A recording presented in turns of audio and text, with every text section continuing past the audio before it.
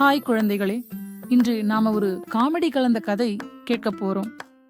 பெயர் சிங்கம், எலி, தூங்கிக் கொண்டிருந்த கரடி. வாங்க ஆரம்பிக்கலாம். அழகான காடு, பறவைகள் பாடிக்கிட்டே இருந்தது.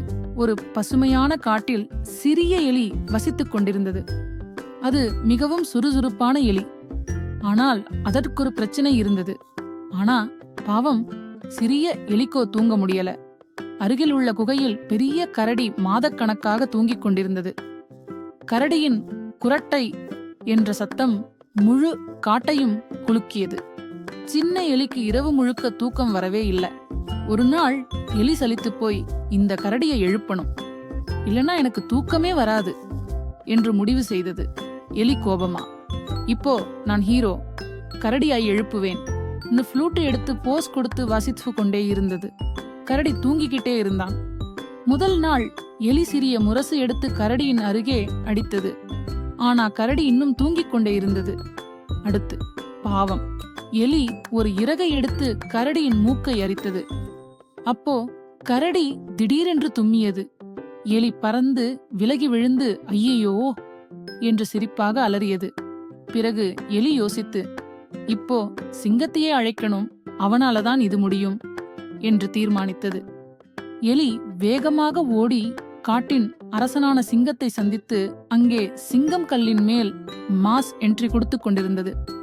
ஐயா சிங்கம், கரடியின் குரட்டை சத்தத்தால் எனக்கு தூக்கம் வரவே இல்லை, தயவு செய்து உதவுங்கள் என்று கேட்டது. சிங்கம் சிரித்து, வா சின்ன எலியே, உன் பிரச்சனை எனது பிரச்சனைதான், வா கரடியை எழுப்பலாம் என்றது. இருவரும் சேர்ந்து குகைக்குள் சென்றார்கள். இருவரும் குகைக்குள் போய் கரடியை பார்த்தாங்க. சிங்கம் வாய் பெரிதாக திறந்து ரார் என்று கத்தினது. அதே சமயம் எலியும் சின்ன புன்னகை கூச்சலிட்டது. அந்த சத்தத்துக்கு கரடி விழித்துக்கொண்டு, ஆம், யார் என் தூக்கத்தை கெடுத்தது, என்ன பிரச்சனை அண்ணு என்று கேட்டது. இல்லடா, உன் குரட்டை தான் பிரச்சனை சொன்னது. கரடி வெட்கப்பட்டு தலையை சுருக்கிக் கொண்டது. எலி தன்னுடைய சின்ன குரலில், நான் தான், உன் குரல் சத்தத்தால் எனக்கு தூக்கம் வரவில்லை, கொஞ்சம் மெதுவாக குரட்டை விட முடியுமா மினு என்று கேட்டது.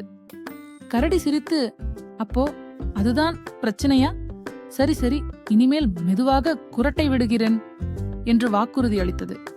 அந்த நாள் முதல் எலிக்கு நல்ல தூக்கம் கிடைத்தது.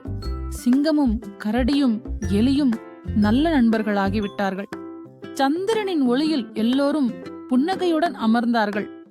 கரடி இப்போ மெதுவா ஊ ஊ சாஃப்ட் குரட்டை போட்டுக்கொண்டு தூங்க ஆரம்பிச்சான். குழந்தைகளே, இந்த கதையிலிருந்து என்ன தெரிகிறதுனா, சின்னவங்க கூட தைரியமா உதவி கேட்கலாம்.